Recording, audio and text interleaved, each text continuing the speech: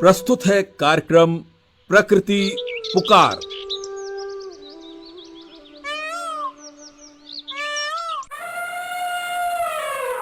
पर्यावरण और प्रकृति के विभिन्न पक्षों पर आधारित है ये कार्यक्रम। नमस्कार, कार्यक्रम प्रकृति पुकार के साथ मैं प्रतुल जोशी एक बार फिर हाजिर हूं। दोस्तों, हम लोग वर्ष 2021 के जनवरी महीने में पहुंच चुके हैं, लेकिन पिछले वर्ष के आखिरी दिन यानी 31 दिसंबर 2020 को हमारे प्रदेश में एक ऐसी घटना घटी जिसने करोड़ों प्रकृति प्रेमियों का दिल तोड़ दिया। हुआ यूं कि प्रतापगढ़ जिले में शारदा नहर के पास कुछ युवकों ने नदी में एक मछली जैसे जीव को पकड़ा और फिर उसकी पीट पीट कर हत्या कर दी। दरअसल उन्होंने डॉल्फिन की हत्या की थी, जिसे उन्होंने मछली समझा। डॉल्फिन एक जमाने में हजारों की तादाद में पाई जाती थी और अब उनकी संख्या बहुत कम रह गई। ऐसे में इस तरह इस जीव की हत्या करना बेहद शर्मनाक था और इस घटना से पूरे देश में क्षोभ की लहर उठी। दोस्तों, डॉल्फिन को हमारे देश में राष्ट्रीय जलीय जीव का दर्जा दिया गया है। डॉल्फिन एक स्तनधारी जीव है जो बड़ी संख्या में समुद्र में पाया जाता है, लेकिन डॉल्फिन केवल समुद्र में ही नहीं पाया जाता बल्कि वो ताजे पानी की नदियों में भी पाया जाता है और इसीलिए डॉल्फिन हमारे प्रदेश की नदियों में भी बड़े मात्रा में पाई जाती है या पाया जाता है। मैं एक बार फिर 31 दिसंबर की घटना पर लौटूंगा और मैं आपको बताऊं कि इस घटना के बाद प्रतापगढ़ के 3 नवयुवकों को गिरफ्तार किया गया, क्योंकि डॉल्फिन की हत्या एक संज्ञेय अपराध है। तो हम ये आशा करेंगे कि वर्ष 2021 में डॉल्फिन के साथ इस तरह की शायद कोई घटना न घटे, क्योंकि जब उन नवयुवकों को गिरफ्तार किया गया तो ये संदेश सभी तक पहुंचा कि अगर आप इस तरह की किसी कार्रवाई में शामिल हैं तो आपको जेल भी हो सकती है, आपके ऊपर सरकार मुकदमा भी कायम कर सकती है। आज कार्यक्रम प्रकृति पुकार में डॉल्फिन के बारे में ही हम बातें करेंगे और हमको एक बार फिर डॉक्टर शैलेंद्र सिंह जानकारी देंगे, जो पिछले 2 हफ्तों से हमारे साथ थे, जिन्होंने पहले हमें कछुओं के बारे में और फिर घड़ियालों के बारे में बताया था। डॉक्टर शैलेंद्र सिंह, जो इस समय पर्यावरण के लिए कार्य कर रही एक अंतर्राष्ट्रीय संस्था टर्टल सर्वाइवल अलायंस में प्रोग्राम डायरेक्टर इंडिया के तौर पर काम कर रहे हैं। इसके अलावा आप दक्षिण एशिया में कार्य कर रही एक संस्था IUCN tortoise and turtle specialist group के रीजनल वाइस चेयरमैन भी है। तो आइए सुनते हैं डॉक्टर शैलेंद्र सिंह से और जानते हैं कि वो डॉल्फिन के बारे में हमें क्या जानकारी दे रहे हैं। शैलेंद्र जी नमस्कार, स्वागत है आपका। शैलेंद्र जी, हमने आपसे बात की है पिछले 2 अंकों में। सबसे पहले हमने बात की थी कछुओं के बारे में, फिर हमने क्रोकोडाइल्स के बारे में बात की थी और आज हम आपसे एक और जलीय जीव जिसका नाम है डॉल्फिन के बारे में बात करेंगे। इससे पहले कि मैं डॉल्फिन के बारे में आपसे कुछ पूछूं, मैं आपसे जरूर ये बताना चाहूंगा कि मेरा क्या इंप्रेशन है डॉल्फिन का। वो इंप्रेशन ये है कि लगातार हमें जो यूट्यूब है और व्हाट्सएप ग्रुप्स हैं उसमें डॉल्फिन के साथ लोगों की, खासकर जो बहुत प्रोफेशनल किस्म के जिम्नास्ट हैं, उनके साथ इंटरेक्शन किस तरह, उन्हीं के साथ डुबकी लगा रहे हैं समुद्र में, उनके ऊपर डांस कर रहे हैं इस तरह से, और ऐसा लगता है जैसे डॉल्फिन और मनुष्य इनमें काफी गहरी मित्रता है। लेकिन एक बात जो कि अखबारों में पढ़ने से और दूसरे सोर्सेस से पढ़ने पे पता चली कि कम से कम भारत में इस बात की सख्त मनाही की गई है कि डॉल्फिन के साथ आप कोई इस तरह की खेल कूद की गतिविधि नहीं करेंगे। और अब आपकी बारी है कि आप इस पर हमें बताएं विस्तार से, हमारे श्रोता आपको सुनने के लिए बेचैन हैं। जो आज हम लोग बात करने वाले हैं वो गांगेय डॉल्फिन के बारे में बात करने वाले हैं। जो गंगा की डॉल्फिन जो है वो बहुत ही इस समय लुप्तप्राय प्रजाति है, संकटग्रस्त प्रजाति है और वो बहुत ही कम संख्या में बची है। और उत्तर प्रदेश की नदियां जो हैं उसके लिए बहुत ही महत्वपूर्ण जगह हैं, और स्पेशली आपका घाघरा, चंबल, गंगा, ये 3 नदियां हैं जिसमें आपके लगभग 1250 से भी ज्यादा जानवर रहते हैं, जो कि पूरे भारत के 5000 जानवरों का एक अच्छा खासा परसेंटेज है। तो जो आपने सवाल पूछा वो बहुत ही सही है। माननीय उच्चतम न्यायालय ने मतलब एक अपने आदेश में कहा था कि जो डॉल्फिन है, क्योंकि बहुत सारे लोग डॉल्फिनेरियम बनाना चाहते थे, डॉल्फिन को रखना चाहते थे चिड़ियाघरों में या मतलब ऐसे एम्यूजमेंट पार्क्स में या सब जगह पे, तो उन्होंने मतलब उनका जो बुद्धिमत्ता देखते हुए, क्योंकि पानी के जानवरों में अगर आप ये समझना चाहेंगे कि कौन सा जानवर सबसे बुद्धिमान है, तो आपको डॉल्फिन ही निकल के आएगा कि वही सबसे ज्यादा बुद्धिमान है और उसको मतलब सबसे जल्दी ट्रेनिंग दे सकते हैं।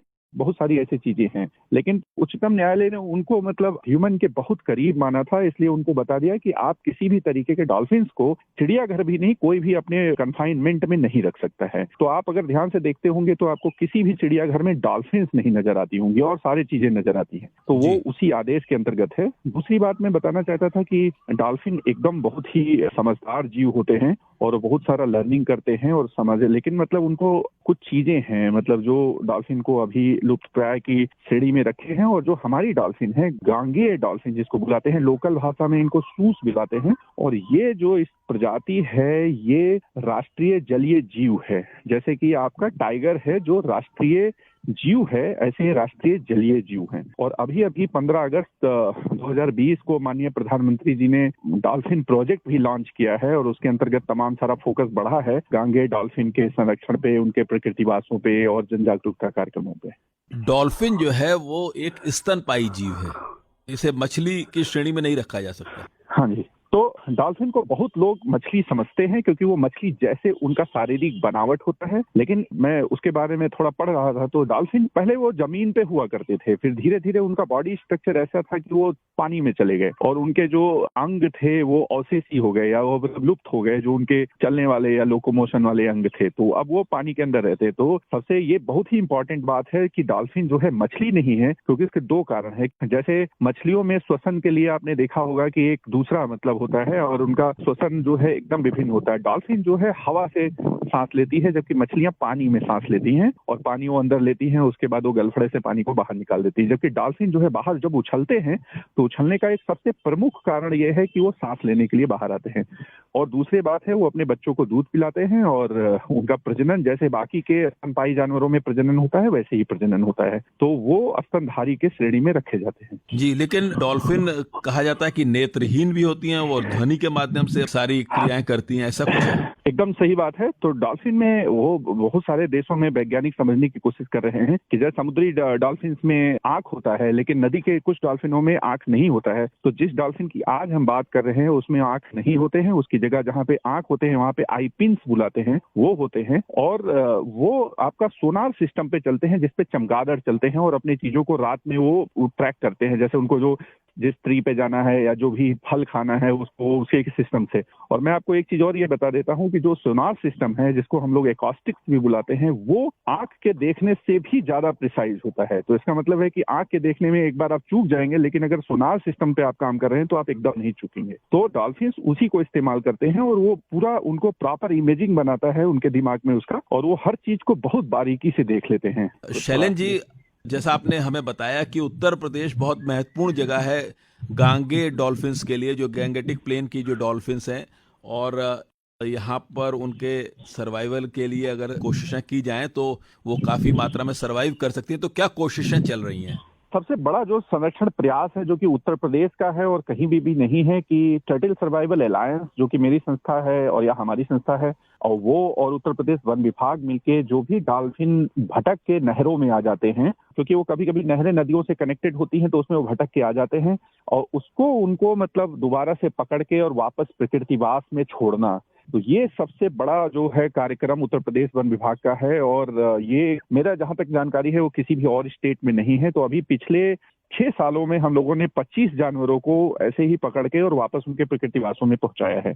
दूसरा है तमाम सारे जहां जहां पे डॉल्फिन के पॉपुलेशंस हैं, जैसे आपका चंबल है, घाघरा है और गेरुआ नदी है जो कतनिया घाट है, तो वहां पे कहीं पे वन विभाग, कहीं पे टीएसए आपस में मिलके तमाम सारा जन जागरूकता कार्यक्रम चला रहे हैं। डॉल्फिन का जो सेंसस है यानी उनकी जनगणना है वो आपका 2012 और 2015 में सिर्फ उत्तर प्रदेश में ही हुआ है, और उसमें हम लोगों को ये पता चला है कि 1250 से भी ज्यादा जानवर हमारे पास हैं, जो कि एक बड़ा साइजेबल पॉपुलेशन है और संरक्षण करने के तमाम सारे आपको अपॉर्चुनिटी जो है वो प्रोवाइड करता है।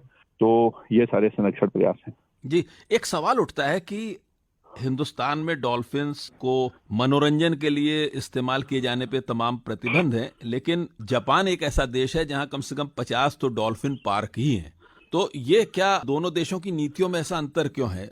देखिए, मतलब मैं पॉलिसी लेवल पे तो इतना नहीं समझ पाया कि वैसा क्यों नहीं है, लेकिन मेरा ये जहां तक मेरी समझ है वो ये है कि डॉल्फिन बहुत ही डेलिकेट जानवर है। तो डेलिकेट होने का मतलब, और प्रजाति जो हमारे पास है वो अलग है जापान में जो प्रजातियां हैं, लेकिन जो डेलिकेट होने का मतलब है कि जब आप उसको जानवर को आप कहाँ से लाएंगे, आप जंगल से लाएंगे, जंगल से लाके आप रखेंगे। जंगल में वो तमाम तरीके के मछलियां खाते हैं, तमाम तरीके की चीजें होती हैं, अलग अलग डेप्थ पे रहते हैं, अलग अलग एरिया में रहते हैं, अलग अलग फ्लो में, करंट में, सब जगह रहते हैं। तो हमारे अभी जो मतलब एक तो प्रजाति वाली बात बता दी, वैसा इंफ्रास्ट्रक्चर बनाने में भी हमें चैलेंज हो सकता है। और तीसरा है कि जंगल से हम कोई जानवर को पकड़ना नहीं चाहते हैं और अपने इंटरटेनमेंट के लिए। तो जो भारतीय वन्य जीव नीति है या आपका मतलब कानून है, अधिनियम है 1972, वो किसी भी वन्य जीवन को, चाहे आपका भालू हो, जैसे पहले लोग भालू नचाते थे, या सांप हो, या डॉल्फिन हो, या कोई भी ऐसी चीज, उसको चिड़ियाघरों के अलावा, जो कि एक शैक्षणिक महत्व की जगह है, उसके अलावा वो उसका कोई भी उस तरह की इजाजत नहीं देते हैं कि उनको कोई हैंडल करे या उनको कोई रखे या उनके साथ कोई प्ले करे। तो आपने देखा होगा सर्कस जो है बेस्ट एग्जाम्पल है, तो अब हम लोग सर्कस नहीं करते हैं। सांप आपने देखा होगा, भालू देखा होगा। तो उसी के अंतर्गत ये है कि वो एक कवर नीति है कि हम किसी भी नेटिव वाइल्ड लाइफ को इस चीज के लिए एक्सप्लॉइट नहीं करेंगे कि उनको हम रखें और उनको हैरेस करें और उनसे खेल देखें या उससे अपना मनोरंजन करें। जी, तो आप ये भी कहना चाहते हैं कि हमारे जो श्रोता इस कार्यक्रम को सुन रहे हैं वो भी इस बारे में बिल्कुल सचेत हों और सावधान हों कि वो किसी भी जानवर को अपने घर में पेट के रूप में नहीं रखेंगे। बहुत सारे लोग खरगोश को रखते हैं, इसके बारे में आप क्या कहना चाहेंगे? नहीं, देखिए, मतलब ये बहुत अच्छा सवाल आपने पूछा। मैं थोड़ा सा मतलब लोगों को बता देना चाहता हूँ कि जब आप जानवरों की बात करते हैं तो सारे जानवरों की बात करते हैं, और उसमें मानव भी एक जानवर है। तो अभी तो पहले तो आपको ये मानना चाहिए कि मानव किसी भी मतलब मानो एज ए स्पीसीज या एक प्रजाति किसी भी उसके दूसरे जानवर के अधिकारों का हनन करने का उसको किसी भी तरीके से कोई भी अधिकार नहीं है। तो एक तो नंबर एक की ये बात है। दूसरा, जब हम मतलब भारतीय वन्य जीव अधिनियम की बात करते हैं तो उसके अंतर्गत आप जो वन्य जीव, जो ऐसे वन्य प्राणी जो मानव जनित नहीं है या मानव के डायरेक्ट केयर से बाहर है, उनको वाइल्ड लाइफ की श्रेणी में रखा जाता है। तो उसमें जो है खरगोश शायद आप बात कर रहे हैं, जैसे मतलब व्हाइट खरगोश या डॉग्स या कैट्स, तो वो उसमें नहीं आते हैं। और ऐसे जानवर जो है उनके लिए एक अलग नियम है, वो है पशु क्रूरता अधिनियम, तो उसके अंतर्गत आते हैं। तो अगर आपको सही में कुछ रखना है तो आप डॉग्स, कैट्स और तमाम ऐसे प्रजातियां हैं जो कि मतलब वन्य प्राणी के श्रेणी में नहीं आते हैं, उनको आप रख सकते हैं, लेकिन उनके साथ आप कतई क्रूर मत हों और उनको मतलब आप ठीक से रखें। बहुत धन्यवाद शैलेंद्र जी। और एक बात यह है कि अगर कोई आपसे संपर्क स्थापित करना चाहे, आपकी बातें सुनकर और जानकारी हासिल करना चाहे, तो उसका क्या रास्ता है? तो आप हमारा फोन नंबर ले लीजिए जी, 9756660292 पे मैं कोई भी जानवरों के प्रति कोई भी बात करने के लिए, कोई रिसर्च या कोई ऐसी चीज करने के लिए मैं हमेशा तत्पर रहता हूँ और हमेशा उपलब्ध हूँ। जी, तो एक बार आप बहुत अपना बहुत नंबर फिर से बता दें और आराम से बता दें जिससे हमारे श्रोता उसको नोट तो करें। मेरा नंबर है 9756660292। तो इससे कभी भी आप हमसे संपर्क कर सकते हैं किसी भी जानवर के बारे में जानने के लिए। जी, बहुत शुक्रिया और इतना वक्त देने के लिए थैंक यू वेरी मच। धन्यवाद। दोस्तों, अभी आप डॉक्टर शैलेंद्र सिंह से हमारी ये बातचीत सुन रहे थे। इसी के साथ आज का प्रकृति पुकार कार्यक्रम यहीं समाप्त होता है। अगले हफ्ते इसी वक्त और इन्हीं मीटर बैंड्स पर कार्यक्रम प्रकृति पुकार में आपसे एक बार फिर मुलाकात होगी। अब अपने दोस्त प्रतुल जोशी को दीजिए इजाजत। नमस्कार।